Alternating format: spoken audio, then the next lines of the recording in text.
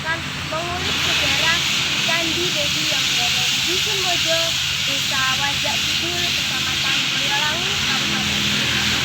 Candi Dedi tersebut berada di ketinggian 360 meter di atas permukaan laut. Sekarang, ayo kita telusuri.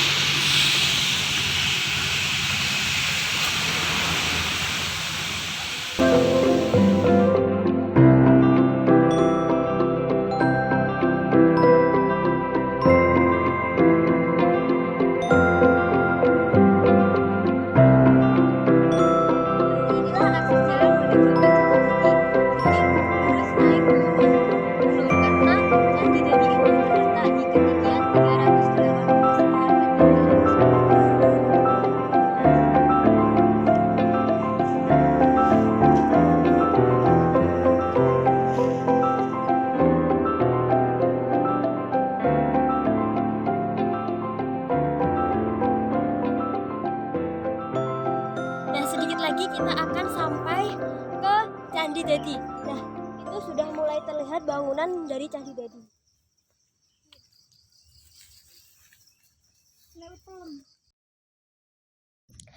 Nah, sekarang saya sudah bersama Pak Andi Kristian Pamuji sebagai juru pemelihara Candi Dedi. Dan sekarang saya akan mewawancarai beliau terkait sejarah, pengelolaan, sarana prasarana, permasalahan kepada Pak Andi. Nah, bagaimana Pak sejarah adanya Candi Dedi?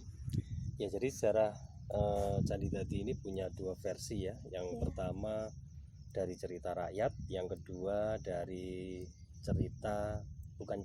artinya penelitian tim arkeolog di bawah BPCB Jawa Timur. Nah, dari sisi penelitian tim arkeolog dari BPCB Jawa Timur, bahwa Candi Dedi ini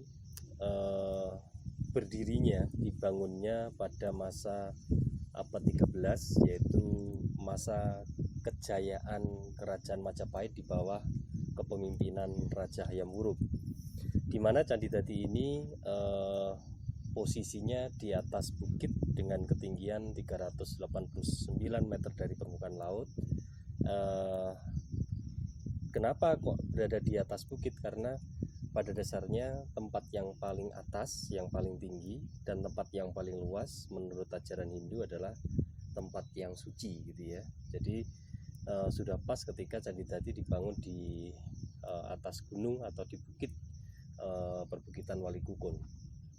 Dan Candi Dedi ini berbentuk bujur sangkar, di mana berukuran 14 meter kali 14 meter dengan ketinggian kurang lebih 7 meter. Nah, di dalamnya tengah-tengah itu ada sumuran yang berdiameter 3,7 dan kedalamannya hampir sama 3,5 ya. Jadi kalau fungsi dari Candi Dedi itu adalah untuk peribadatan ya, peribadatan kaum agama Hindu waktu dulu. Dan untuk sumuran itu adalah lambang dari Yoni. Artinya Yoni itu melambangkan kesuburan. Jadi kemungkinan di area Candi Dedi ini merupakan area yang ada kehidupannya, mungkin bisa ditempati untuk kelangsungan kehidupan warga gitu ya, mungkin seperti itu. Nah, dari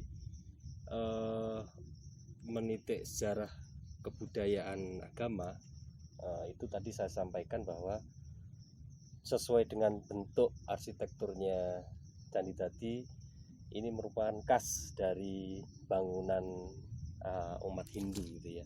Jadi siapa yang membangunnya tidak ada deskripsi seperti itu ya, karena hanya pada masa kejayaan Raja Hayam Wuruk. Di Candi Dedi juga tidak ada relief, tidak ada ornamen, jadi polos ya, tidak ada sama sekali. Terus cerita rakyat itu pernah beberapa kali yaitu tersebar di media TV, di media cetak, bahwa salah satu mitos itu adalah kutukan gitu ya, kutukan Iya. jomblo kalau kontainernya. Bisa. Itu ketika berawal seorang pangeran yang melamar seorang putri, dan seorang putri itu awalnya tidak mau dinikah seorang pangeran tersebut, dengan catatan harus membuatkan beberapa candi, tidak menyebutkan 4 atau 5, beberapa candi di deret Bukit Wali Kukun. Dan ini siapa pangerannya, siapa putrinya tidak dijelaskan di situ. Pangeran dari mana asalnya, putri dari mana asalnya. Yang jelas ada pangeran yang melamar seorang putri yang harus membuat syarat membuat beberapa candi. Nah, ketika beberapa candi itu hampir jadi, sang putri itu mungkin agak ketakutan ya. Jadi putri itu membuat pagi itu seakan-akan tiba dan bertempatnya di Dusun Kedung Jalin, yang tepatnya itu di timurnya beberapa candi yang belum jadi itu nanti akhirnya. Nah, kenapa memilih di sebelah timur? Karena matahari terbit itu posisinya dari itu memilih di Dusun Kedung Jalin. Nah, ketika putri itu memulai membangunkan ibu-ibu di dusun itu dan membuat pagi seakan-akan muncul, dan aktivitas pagi itu seperti menumbuk lusung, terus mengeluarkan ayam kampung dan membuat perapian, sang pangeran itu juga terkejut. Jadi mulai dari situ pangeran itu sudah putus asa dan campur kecewa. Akhirnya yang runtuh itu adalah 3 candi itu. Jadi Candi Urung, Candi Buto, sama Candi Gemali. Nah, dengan bersamaan runtuhnya candi itu, pangeran itu mengutuk pada putri tersebut bahwa dia tidak akan menikah ketika dia sudah usia tua menikahnya. Nah, itu berujung juga di tempat itu. Jadi waktu itu mungkin ya sugesti atau dari cerita rakyat itu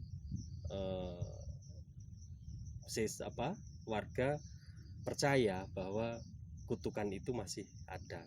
Buktinya memang pada waktu itu Dusun Kedung Jalin memang banyak perawan tua yang belum menikah, tapi sekarang ya sudah tidak ada. Dan dari beberapa candi itu yang jadi cuma satu ini, makanya disebut dengan Candi Dadi. Jadi itu sejarah dari Candi Dadi, ada 2 versi. Selanjutnya, Nah, bagaimana pengelolaan Candi Dadi ini, Pak? jadi kalau situs itu di daerah Tulungagung memang dibagi jadi 2. Satu wilayah kabupaten itu sendiri, yang satu wilayahnya BPJB Trowulan, Mojokerto. Nah, kebetulan Candi Dadi ini pengelolanya adalah BPJB Jawa Timur ya, yang berada di Trowulan, Mojokerto. Tetapi untuk tingkat 2, pemerintah tingkat 2 dalam hal ini adalah Kabupaten Tulungagung, tetap memantau ya, tapi hanya sekedar mitra kerja, artinya memberi bantuan kebersihan, alat kebersihan, dan tetap memberikan fasilitas untuk pembinaan juru pelihara dan sosialisasi terkait dengan kepariwisataan yang berada di daerah Tulungagung. Jadi seperti itu. Kemudian sarana dan prasarana yang disediakan oleh Candi Dadi ini?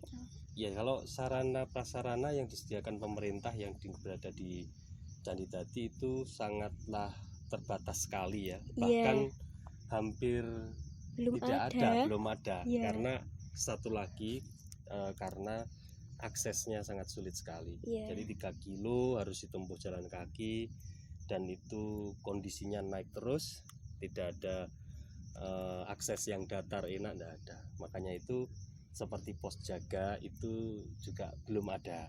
Nah, saya berharap kedepannya juga pengadaan pos jaga atau tempat istirahat untuk pengunjung itu juga disediakan gitu ya. Iya. Kemudian permasalahan selama pengelolaan itu, Pak? Jadi permasalahannya itu sangat kompleks sekali. Permasalahan dari oknum, permasalahan dari alam setempat itu ya. Jadi kalau dari alam setempat itu memang ada pembakaran hutan yang mengakibatkan bahwa bibit-bibit tanaman yang saya tanam itu hangus terbakar semua, tidak ada yang tersisa. Tapi saya tiap musim penghujan terus membawa bibit tanaman, itu yang pertama. Iya. Yang permasalahan yang kedua ketika perizinan ya. Jadi beberapa pengunjung itu kadangkala mengadakan kegiatan di Candi Dadi itu tanpa pemberitahuan juru pelihara. Jadi itu menjadi sebuah masalah besar nantinya kalau tetap seperti itu. Jadi seperti itu permasalahannya. Ya. Kemudian eksistensinya.